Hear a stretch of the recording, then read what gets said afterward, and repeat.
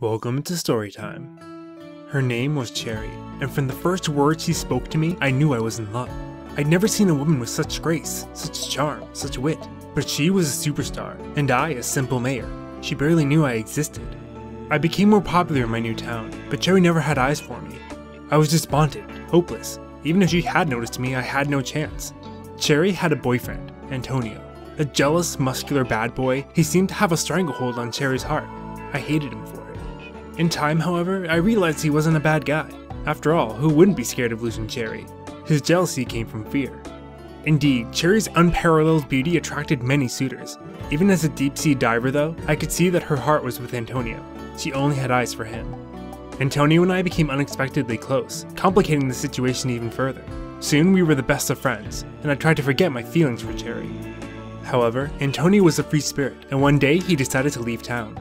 Cheri was devastated. I found her crying at the town bridge, and though I wanted to tell her how I felt, I realized she was hurting and just sat with her, the fireworks drowning out her soft sobbing. We began to spend more time together. She loved playing games, and for someone so sweet, she was fiercely competitive. But somehow that sweetness always shined through, and we began to grow closer and closer. For the first time, I began to think there may be something more in what we felt for each other. Did she finally feel the same way about me that I did about her? I had to know. It took a long time to build up the courage, but I finally decided to confess my feelings for her.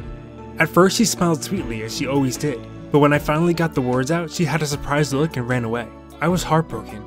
I had thought we had something truly special, but Cheri was simply too far for my feelings to reach. Later that night though, there was a knock on my door. It was Cheri. My confession had shocked her, but she told me that she liked me too. The next day we had our first date. It was a little awkward. We'd been hanging out for weeks, but now everything just seemed bigger and more important. She just smiled and told me she was having a great time and not to be nervous, even after I knocked over my coffee with my elbow. We kept dating and I fell deeper and deeper in love. I tried to show Cheri how important she was to me every day. Even when she was angry at me, I knew that she was the one. I dutifully accepted what I had done wrong and always tried to be better for her.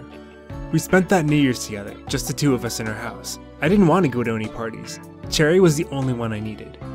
Truly, I'd found the love of my life. I decided that I needed to become stronger, and vowed to spend 2 weeks in the mountains mastering the martial arts. Cheri said she would wait for me. I returned, a venerable kung fu master, and brought her to the aquarium. It was there that I asked her to do me the honor of becoming my wife, and she accepted. Hearts overflowing with joy, we decided to go shopping, our favorite hobby, but it was there that everything changed. We were looking at some albums when we heard the door open. We both looked to the entrance where we saw Antonio. We all thought he had died in that motorcycle accident, but he was alive, and he'd returned to get Cheri back. Cheri's eyes brimmed over with tears, and Antonio quietly embraced her. She looked at me with sadness, but a smile was creeping uncontrollably over her face. She had loved me, yes, but she had never truly lost her love for Antonio. The heart wants what it wants, and I knew that I couldn't fault Cheri for going with her true feelings. More than anything, I wanted to see her happy. I gave them my blessing, and they got back together. Surely, it will take time for my heart to heal. Perhaps, like Cheri, I will never be able to forget my first love, but I'm glad I got what time I did with her. I gave it my all and I have no regrets. Goodbye, Cheri, and good luck.